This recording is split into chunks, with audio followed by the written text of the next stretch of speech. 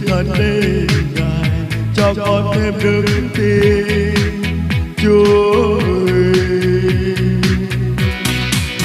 Vì tôi có Ngài đã gánh bao nhiêu nhục hình đau đớn, vì yêu con Ngài chịu chết trên thập tự. Vì tôi nói Ngài cố gắng dòng huyết ấu Chúa tôn tràn, vì tuổi con chịu đau đớn Ngài gánh hết bao nhiêu nhục hình. Vì tôi lớn của con.